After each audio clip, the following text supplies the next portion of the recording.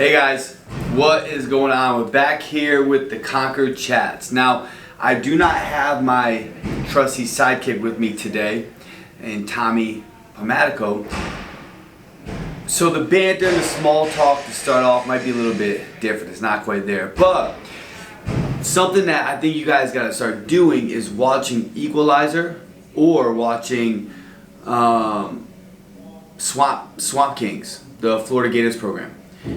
Everybody I know that likes the Gators football program says that Netflix episode is terrible because it doesn't truly depict how bad that team was as individuals and their ethics, and also how good Tebow really was as a quarterback. But anyways, I still think it's a good series. I enjoyed it. And Equalizer is coming out, right? Equalizer 3. If you say you do not like Equalizer, we cannot be friends. You have to watch the Equalizer. But with that being said, let's get into the Conquer Coaches chat for today. Now, what I'm going to talk about today is an avatar client and how I look to progress and build them inside the sport of CrossFit to peak for the quarterfinals. So the avatar that we're going to use is a 26-year-old male, 6 foot, 200 pounds. They have 7 years of CrossFit experience. They frequently have knee pain. Their goals are to improve the skill of the ring muscle up and to improve their Olympic lifts. So peaking them for quarterfinals. Now, how would I build this out from a skeleton perspective to get this person in a position to be successful for the quarterfinals, to improve upon their ring muscle ups, and to improve upon their Olympic lifts?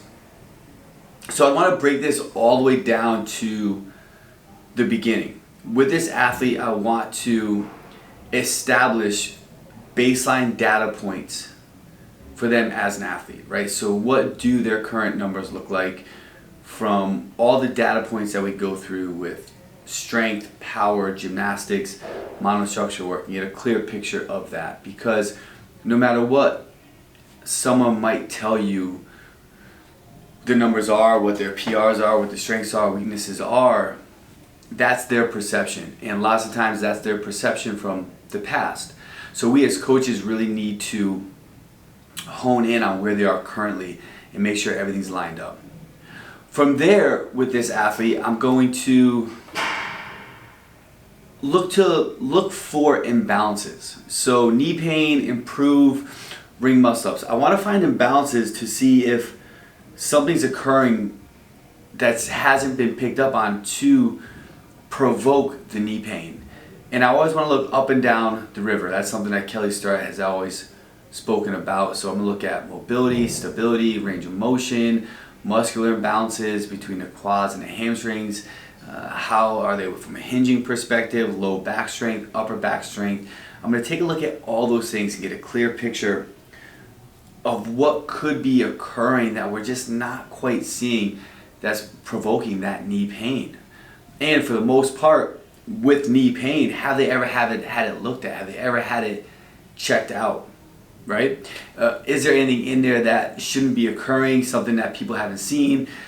Now, assuming that there is no damage to the knee, structural damage, ligament damage, tears, whatever there might be going on, assuming there's no damage there, I'm then going to want to look to fix imbalances that I may have found. From a strength perspective, I really want to try to take this pain away. And when I look to do that, I'm going to look to go back to the basics of strength building within that squat pattern. I like to utilize triphasic type training, not from a plyometric standpoint, but eccentrics, isometrics, and concentrics in that order. Meaning, I'm going to go through a strength phase of eccentrics only, then I'm going to go through a strength phase of isometrics, and then I'm going to go through a strength phase of concentrics. And as I'm establishing the strength around the squat pattern, if we can take that knee pain away, I'm also looking to put not an equal amount, but some stress and stimulus from a hinging pattern perspective to make sure that I'm balancing out the hamstrings and the quads, balancing out in a standpoint that relates to strength development, not in a standpoint that's saying, hey, I need their quads to equal their hamstrings. No, it's not going to happen. I need them to be able to pull more than they can squat, but we need to have a good, strong structure within that posterior to support the squat pattern. I'm also going to look to take away any low back pain, right? And when you're dealing with an athlete like this, that's obviously good at CrossFit and they're trying to peak for the quarterfinals, I'm assuming they've done a lot of volume. And I'm going to also say, well, have we just been doing too much volume over the years? Do we need to pull back on that? So when I'm in this early phase of developing the strength and trying to get them to be able to squat strongly, squat confidently, and squat patterns and volume as a sport demands, I'm going to make sure that we do this in a manner that's not adding too much volume for them to recover from. So if we're in this first foundational phase, that's my focus, that's my stress focus with them, is get them in a position to squat confidently, squat without pain, and gradually build up more volume within inside that squat pattern. When we've established this, there's always going to be that threshold, right? So we have to walk that line and make sure we understand what that minimal recoverable volume is for them, right? And we're operating inside that realm from the minimum essential strain to the maximum recoverable volume. We're operating inside that realm to develop them and progress them with the appropriate amount of stimulus to drive adaptation around this, because we have to take this from a strength perspective and we have to build it into that power reactive perspective, right? Now, can I get them to a position to squat well, squat often, squat confidently, squat strongly, squat without pain? And now can we add that in more of a dynamic action? Cleans, snatches, wall balls, box jumps, any pattern that's going to cause that knee flexion to occur. Can we do this without pain? Lunges. What about when the knee comes forward a bit more in that lunge? Is that going to create excess pain by something pushing down on that patella? All these things come into play inside this first strength building phase. So if I look at this athlete and we think about just this first priority, this goal is to get them better, to improve upon the Olympic lifts. Well, that's my first thing, is I need to remove knee pain from that person. I need to remove that fear of being able to of that fear of having pain when they squat. I need to build it up so we don't experience that, because that can rear its ugly head when we need it to be their most with excessive volume and repetitive action, right? So I'm going to take my time in this beginning foundational phase, foundational training block, to make sure that this is there. And while I do this, I'm monitoring the other volume that we're putting in around that. So I'm not trying to overload them and beat them down with excessive mixed modal dynamic contractions, while I'm trying to make sure that I'm hovering inside that minimum essential strain to maximum recoverable volume range for this person.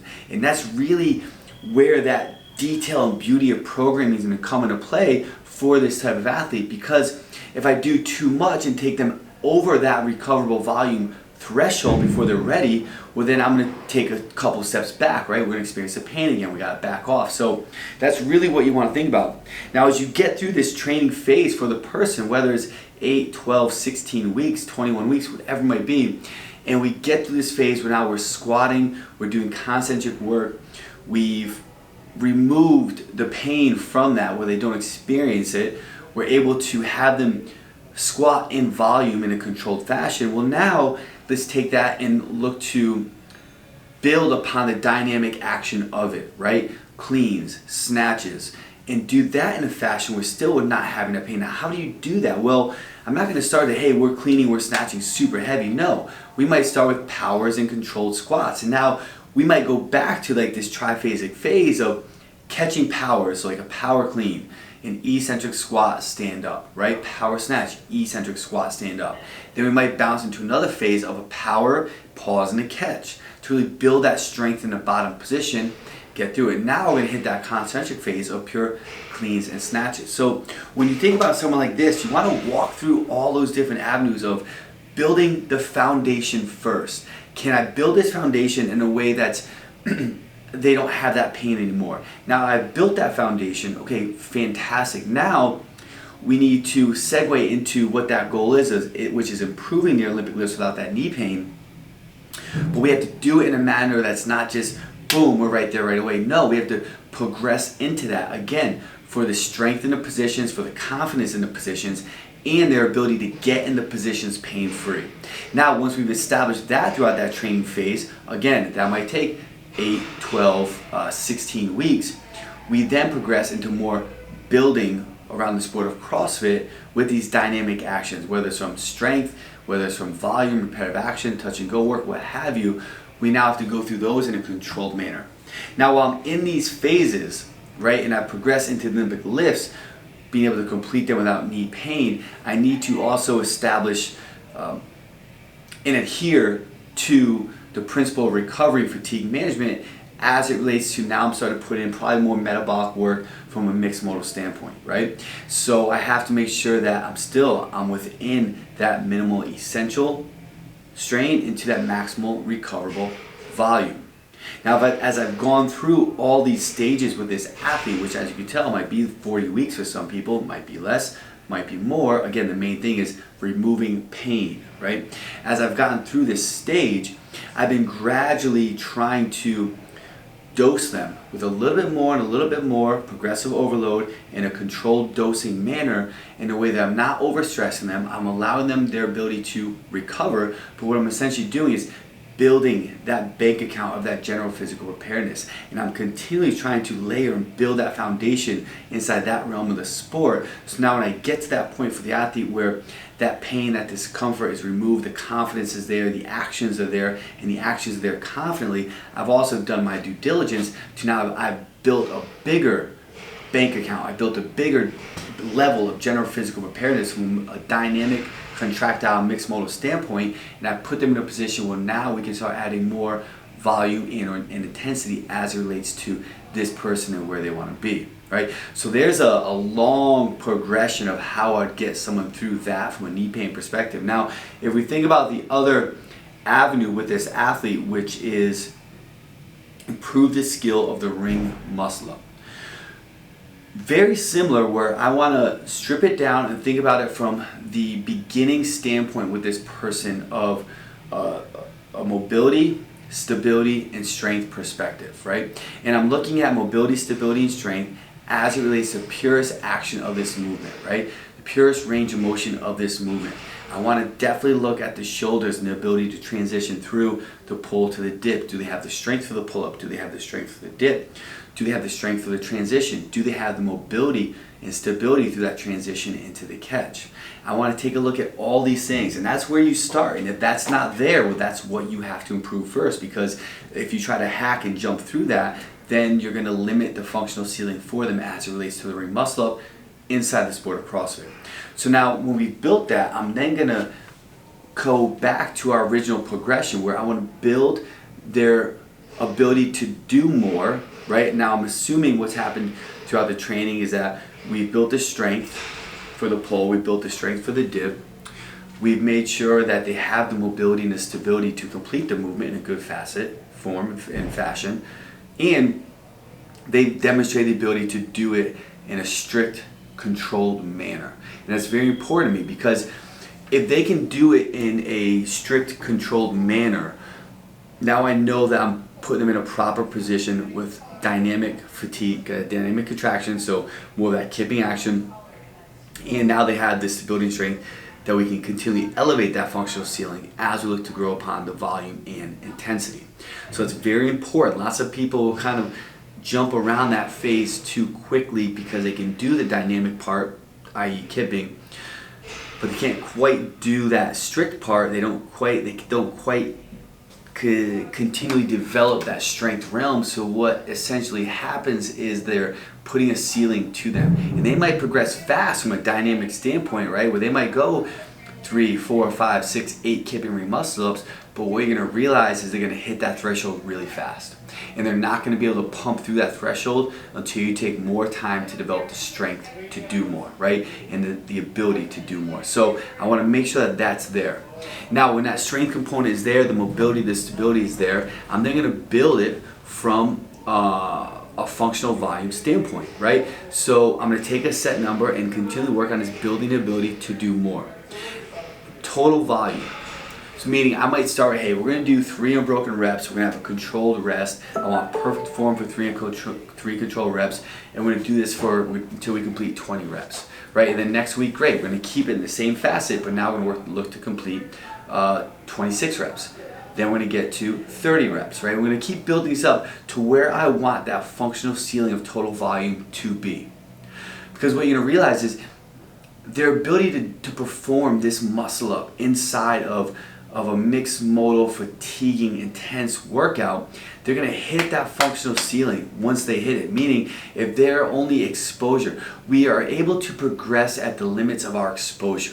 So if they only can get to 30 reps, once they hit that number and they're not used to going past that, right, then they're gonna blow up, and that's where they kind of hit that wall, you see. So I wanna get them to that ceiling of where I think they can get to in that controlled facet. Now once we get there, I'm then going to take a step back, right? And now I'm going to work on more volume per set. So instead of 3s, now we might work on doing 4, 5s, and 6s in an unbroken fashion, rest as needed, perfect form, good technique, eyes forward, strong dips, ensure the lockout, don't rush it, take your time through it.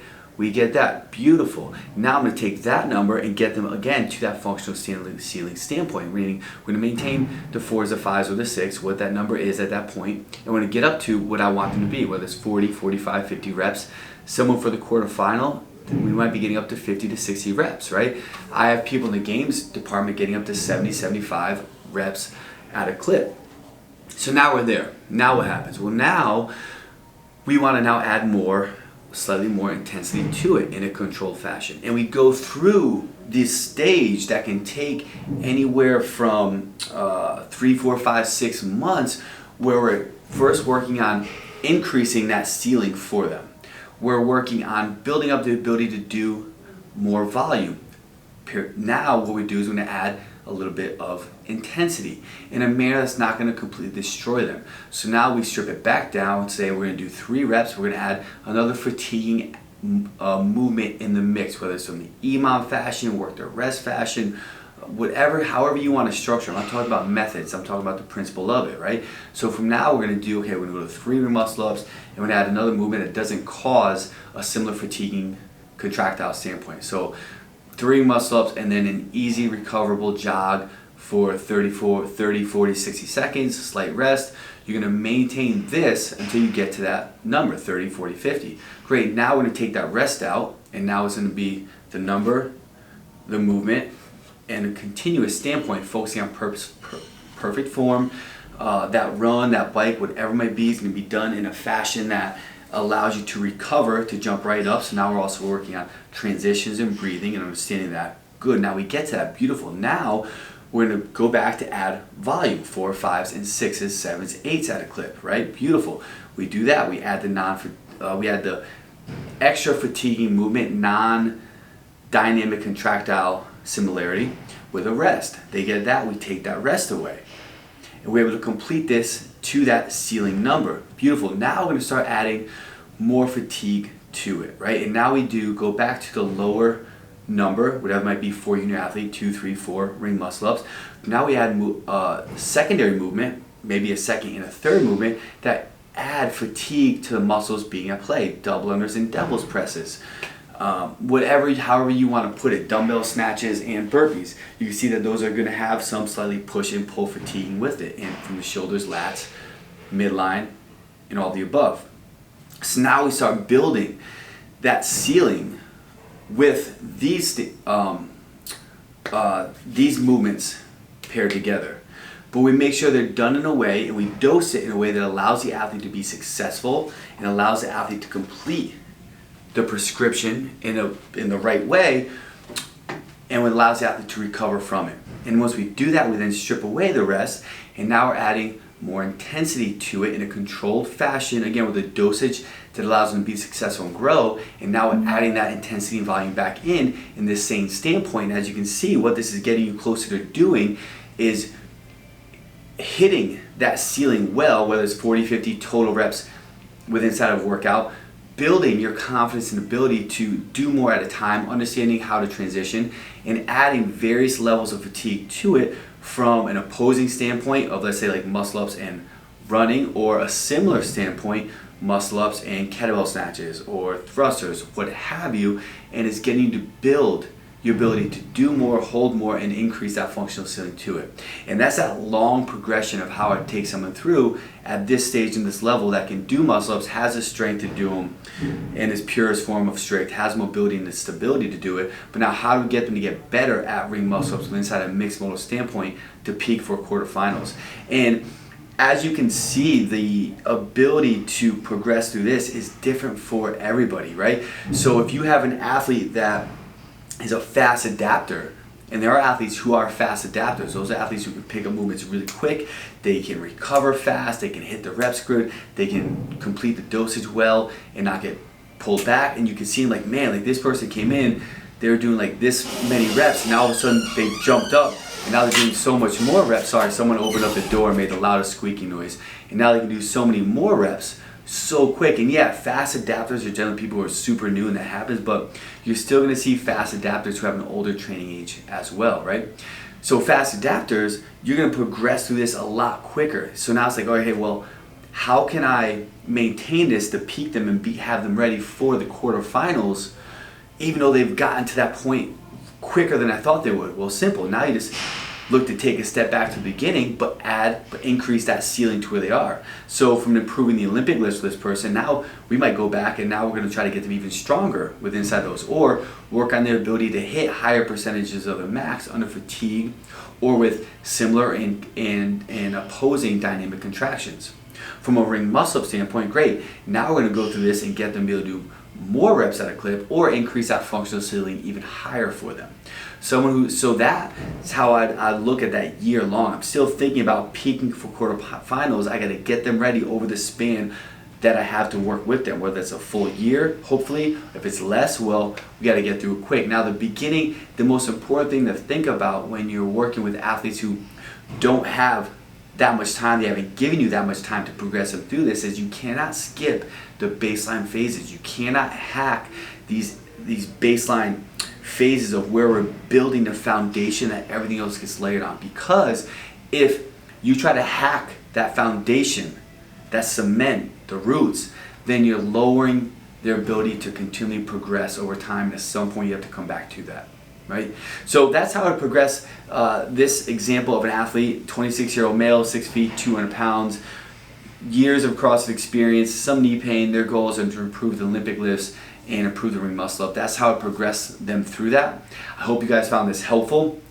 Listen to it a couple times. Make sure everything you understand and grasp everything that there is. And if you're unsure about stuff, then always shoot us a message. Let us know what you think. Let us know questions that you have, and we'll talk to you about the experience that we have with this. So hope you guys enjoyed this coaches chat.